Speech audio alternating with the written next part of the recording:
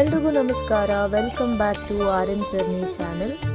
ನಮ್ಮ ಇವತ್ತಿನ ವ್ಲಾಗಲ್ಲಿ ನಿಮಗೆ ಶೃಂಗೇರಿ ಶಾರದಾ ಪೀಠ ಮಠವನ್ನು ತೋರಿಸ್ತಿದ್ದೀವಿ. ನೀವು ಈ ಶೃಂಗೇರಿ ಟೆಂಪಲ್ ಕೇಳಿದ ತಕ್ಷಣವೇ ಮೈಂಡಲ್ಲಿ ಬರೋದು ಅಕ್ಷರಾಭ್ಯಾಸ ಮಾಡಿಸೋದಕ್ಕೆ ತುಂಬ ಫೇಮಸ್ ಅಂತ ಅಲ್ವಾ. ಸೊ ಹಾಗಾಗಿ ನಮ್ಮ ಮಗ 5 ವರ್ಷದ ಒಳಗಡೆ ಆಗಿರೋದ್ರಿಂದ ನಾವು ಇಲ್ಲಿ ಅಕ್ಷರಾಭ್ಯಾಸ ಮಾಡಿಸ್ಬೇಕಂತ ತುಂಬ ಆಸೆ ಇತ್ತು. ಹಾಗಾಗಿ ನಾವು ವಿಜಯದಶಮಿ ದಿನವೇ ಬಂದ್ವಿ. ಇದು ತುಂಬ ಇಂಪಾರ್ಟೆಂಟ್ ಡೇಸ್ ಅಂತ ಒಂದು ಲಿಸ್ಟ್ ಇರುತ್ತೆ. ಅದರಲ್ಲಿ ವಿಜಯದಶಮಿ ದಿನ, ಮೂಲ ನಕ್ಷತ್ರ ದಿನ, ಎವ್ರಿ ಥರ್ಸ್ಡೇ ಕೂಡ ನೀವು ಬಂದು ಇಲ್ಲಿ ಪೂಜೆ ಮಾಡಿಸ್ಕೋಬೋದು. ಬಟ್ ನಮಗೆ ಲಕ್ ಏನಂತಂದರೆ ನಾವು ವಿಜಯದಶಮಿ ದಿನವೇ ಬಂದು ಅಕ್ಷರಾಭ್ಯಾಸ ಮಾಡಿಸ್ಕೊಂಡ್ವಿ. ತುಂಬ ರಶ್ ಇರುತ್ತೆ. ಟೈಮಿಂಗ್ಸ್ ಬಂದುಬಿಟ್ಟು ಬೆಳಗ್ಗೆ 7:15ಗೆ ಕೌಂಟರ್ ಓಪನ್ ಆಗುತ್ತೆ ಅಕ್ಷರಾಭ್ಯಾಸದು. ನೀವು ಇವಾಗ ನೋಡ್ತಾ ಇದ್ದೀರಲ್ಲ, ಎಂಟರ್ ಆಗಿದ ತಕ್ಷಣ ರೈಟ್ ಸೈಡಲ್ಲಿ ಒಂದು ಕೌಂಟರ್ ಇರುತ್ತೆ, ಟಿಕೆಟ್ ಕೌಂಟರ್. ಅಲ್ಲಿ ಹೋಗ್ಬಿಟ್ಟು ನೀವು ರಿಸಿಪ್ಟ್ ಹಾಕ್ಸ್ಕೋಬೇಕು, ಮಗು ಹೆಸರು ಹೇಳಬೇಕು. ಆವಾಗ ಅವ್ರು ರೆಸಿಪ್ಟ್ ಹಾಕ್ಕೊಡ್ತಾರೆ. 500 ರೂಪೀಸ್ ಚಾರ್ಜ್ ಮಾಡ್ತಾರೆ. ಸೊ ಯಾವುದೇ ಮಕ್ಕಳು 5 ವರ್ಷ ಒಳಗಡೆ ಇರೋರಿಗೆ ನೀವು ಇಲ್ಲಿ ಬಂದು ಅಕ್ಷರಾಭ್ಯಾಸ ಮಾಡಿಸ್ಕೋಬೋದು.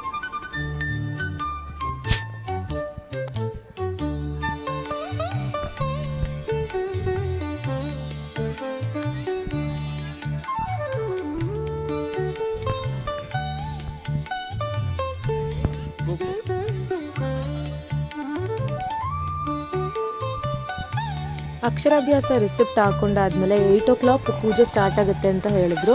ನಾವು ಈ ಅಕ್ಷರಾಭ್ಯಾಸ ಮಂಟಪದಲ್ಲಿ ಕೂತ್ಕೊಂಡಿದ್ವಿ. ಯಾಕಂದರೆ ಪೂಜೆ ನಡೆಯೋದು ಇದೇ ಮಂಟಪದಲ್ಲಿ. ತುಂಬ ದೊಡ್ಡ ಜಾಗ ಇದೆ. ಫ್ಯಾಮಿಲಿ ಮೆಂಬರ್ಸ್ ಯಾರ್ಯಾರು ಇರ್ತಾರೆ ಅವರೆಲ್ಲರೂ ಹಿಂದೆ ಕೂತ್ಕೊಳ್ಳೋಕೆ ಹೇಳ್ತಾರೆ. ತಂದೆ ತಾಯಿ ಮತ್ತು ಮಗು ಫ್ರಂಟ್ ಲೈನಲ್ಲಿ ಕೂತ್ಕೊಳ್ಳೋಕೆ ಹೇಳ್ತಾರೆ.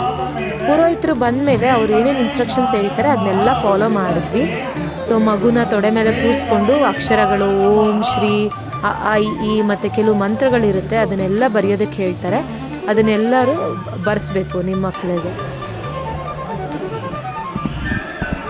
ನಮ್ದು ಅವತ್ತೇನು ಪುಣ್ಯ ಅಂದರೆ ನಮ್ಮ ಮಗ ನಾವು ಏನು ಹೇಳಿದ್ರು ಕೇಳ್ತಿದ್ದ. ಆ ಒಂದು ಜಾಗದ ವೈಬ್ರೇಷನ್ಸ್ ಅನಿಸುತ್ತೆ.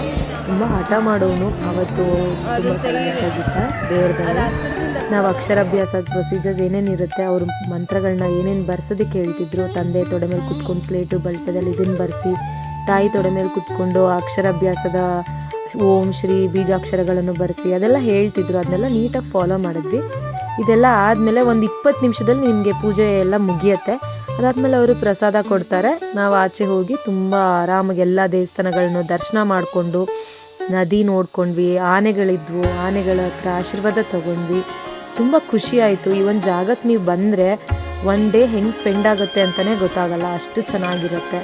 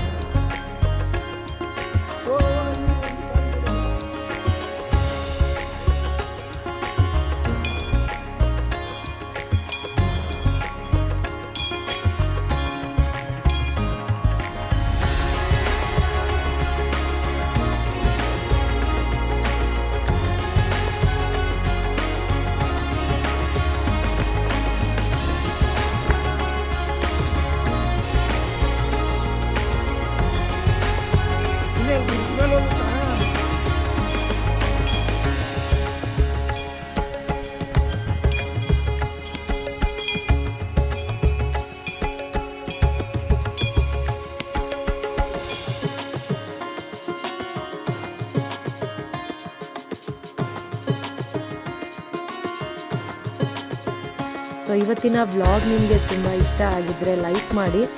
ನಾವೇನು ಇಂಪ್ರೂವ್ ಮಾಡ್ಕೋಬೇಕು ಅಂತ ಕಮೆಂಟ್ ಕೂಡ ಮಾಡಿ ತಿಳಿಸಿ. Thank you so much for watching our video.